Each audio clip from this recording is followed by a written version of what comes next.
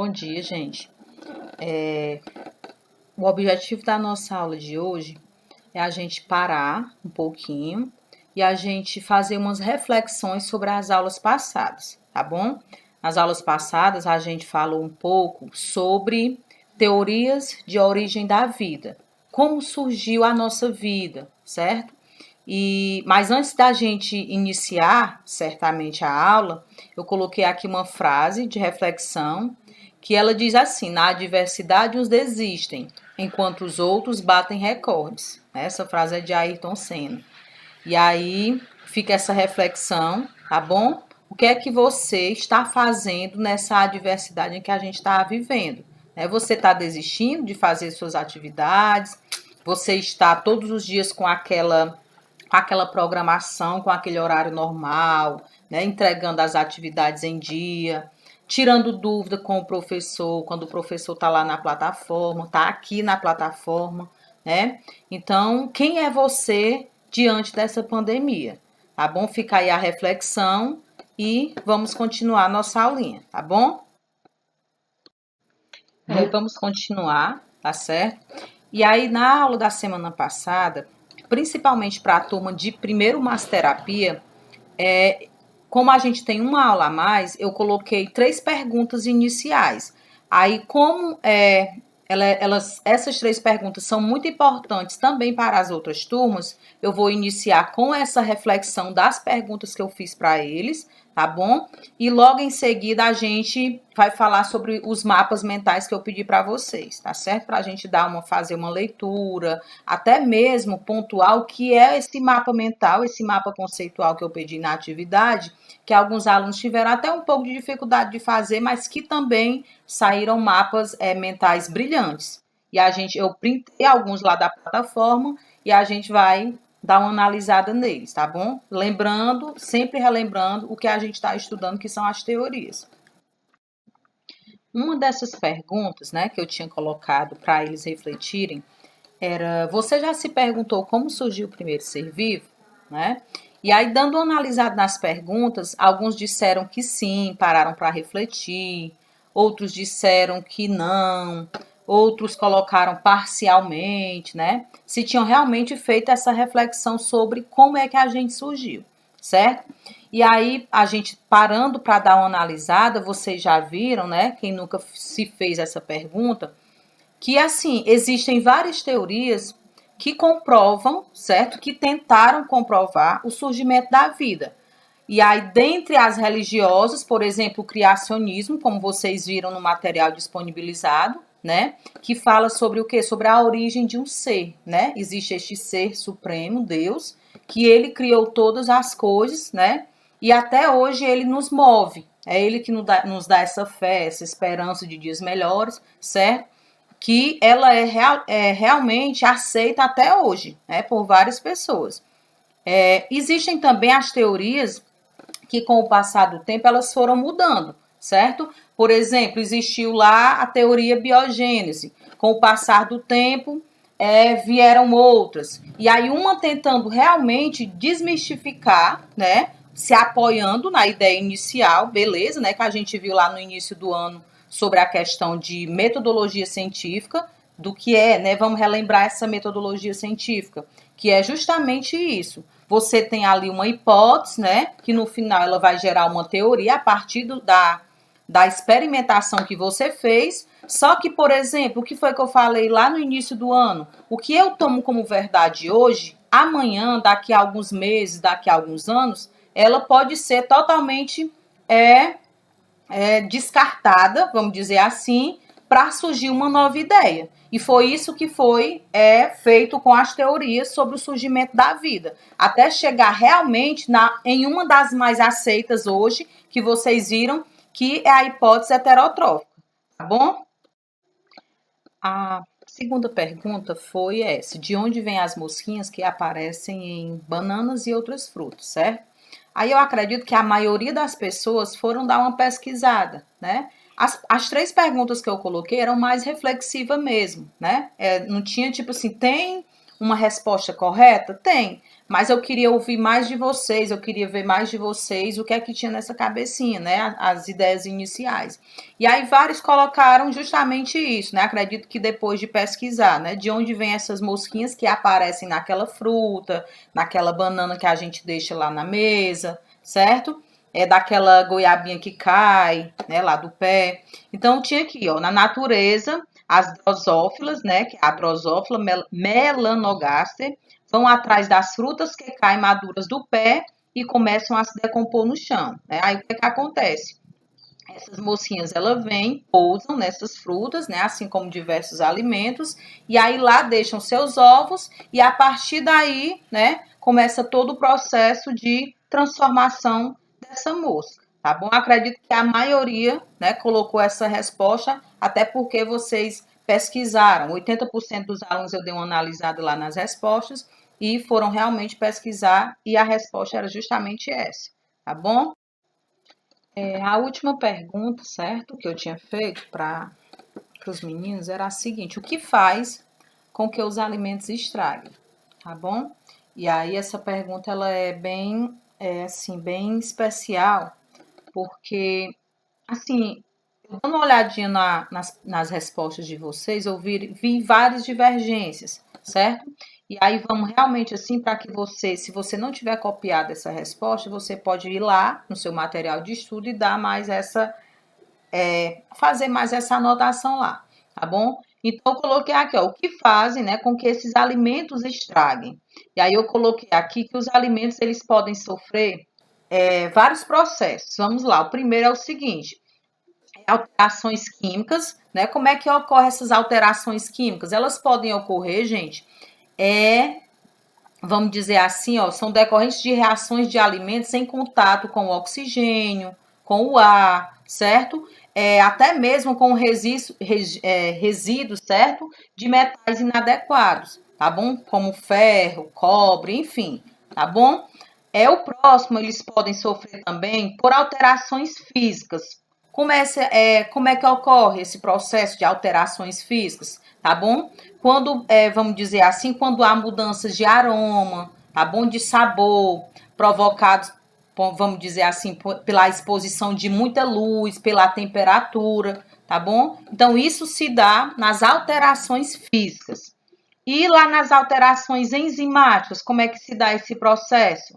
Eles podem ser causados pelas enzimas ou fermentos contidos nos próprios alimentos, tá bom? Quando os alimentos se encontram na fase de deteriorização, né, começam realmente ali a se estragar, ocorre o ataque de fungos, de leveduras, né, e principalmente de algumas bactérias, que essas bactérias elas podem ainda aumentar mais ainda esse processo.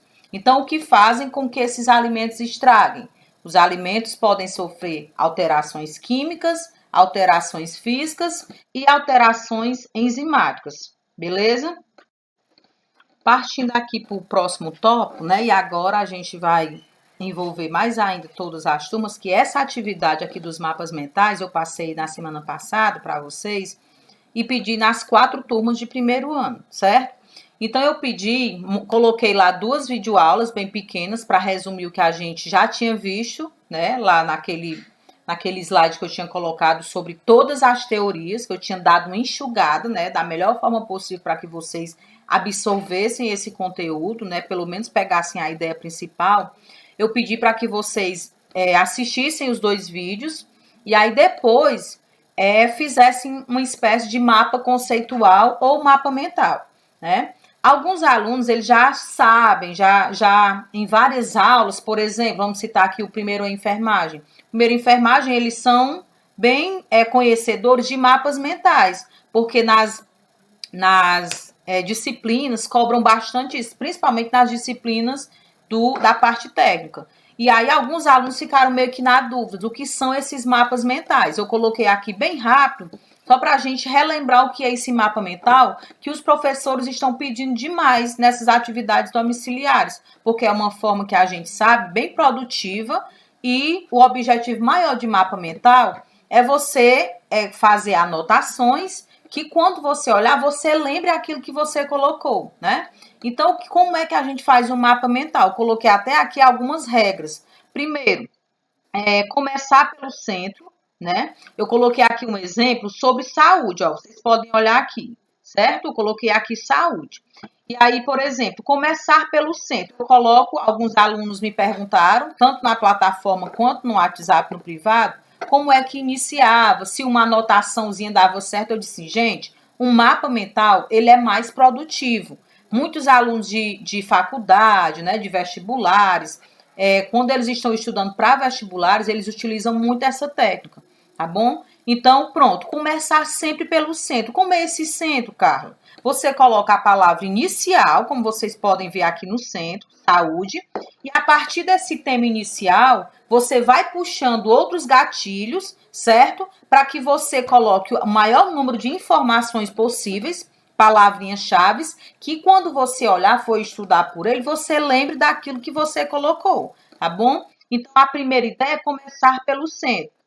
A segunda é usar cores diferentes, né? Isso não é um problema, porque a gente sabe que tem alunos que têm, tipo, canetinhas de todas as cores, marca-texto, né? Hoje a gente já vê que a maioria dos adolescentes, principalmente aí da escola, da JF, realmente manjam dessas coisas, né? Então, usar cores diferentes, ó. Veja que várias setas aqui, ó, tem realmente várias cores diferentes que vai abrir aqui o gatilho da tua mente para, né, ficar bem assim, até mais melhor, uma melhor visualização, tá bom? Terceiro, usar letras grandes. Aqui a gente iniciou com uma letra grande, foi puxado saúde, exercício, sono, alimento, estresse, enfim, né? Colocar letras grandes para ficar melhor da gente visualizar.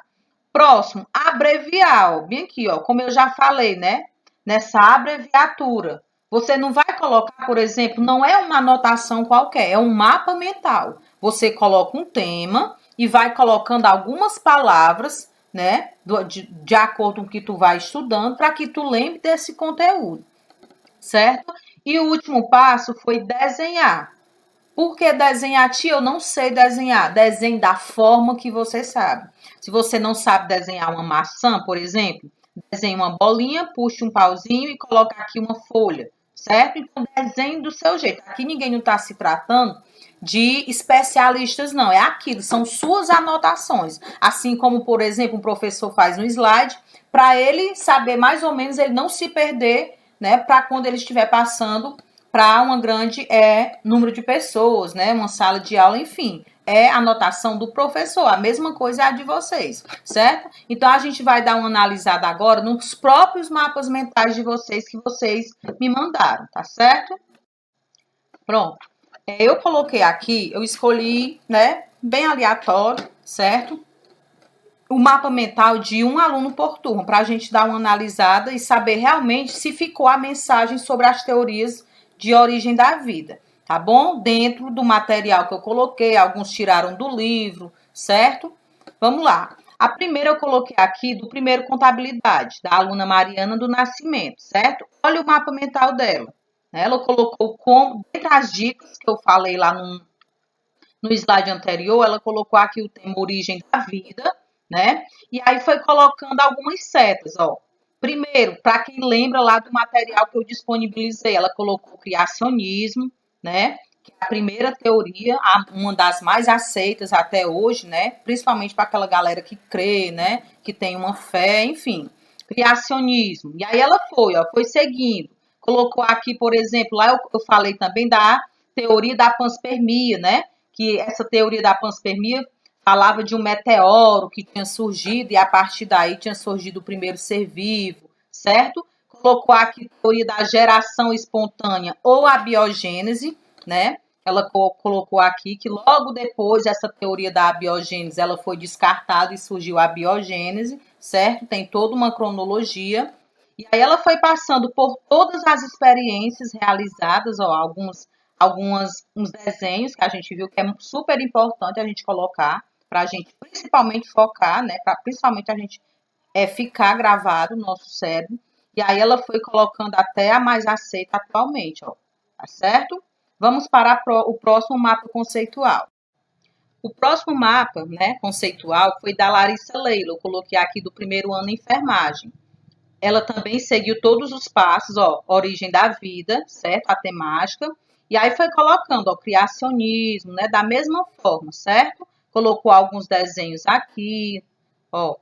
Então ficou também muito legal o da Larissa Leila, tá bom? O próximo foi do aluno Antônio Gabriel, do primeiro massoterapia. A gente vê dentro do mapa conceitual dele que realmente ele seguiu todas as linhas que eu coloquei, né?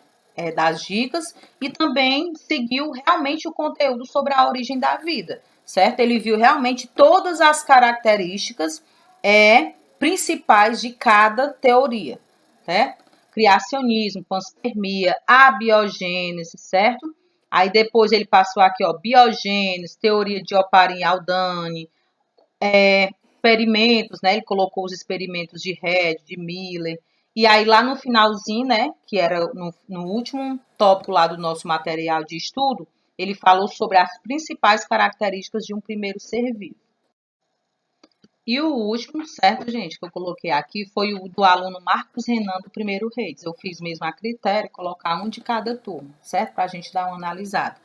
Mas esse ficou perfeito, ó, tá certo? Ele colocou aqui, ó, todos. Esse daqui manja dos desenhos, certo? É como eu falei. Um mapa com mapa mental, mapa conceitual, você desenha do jeito que você sabe, né? Não precisa eu ser especialista para me fazer esse desenho. Mas a gente pode ver que a partir desse mapa mental, eu tenho certeza que ficou, certo? Vamos dizer assim, a mensagem principal do conteúdo abordado, que era sobre a origem da vida, e aí ele colocou em cada, vamos dizer assim, cada teoria, ele colocou as principais características, certo? Aqui eu daria a dica, por exemplo, de quê? De tentar fechar, né, o menor número de palavras, né? Mas aí, à medida que a gente vai fazendo mais mapas conceituais, a gente vai realmente aprendendo. Tudo é uma prática. Se você faz aquilo todos os dias, certo? Se você estuda todo dia, você vai criando esse hábito. A mesma coisa se atribui aqui. E foi colocando as experiências, ó, lá da carne, né? Colocou lá dos 2 frascos. Colocou aquela lá de ferver o caldo, certo? De nítido, né?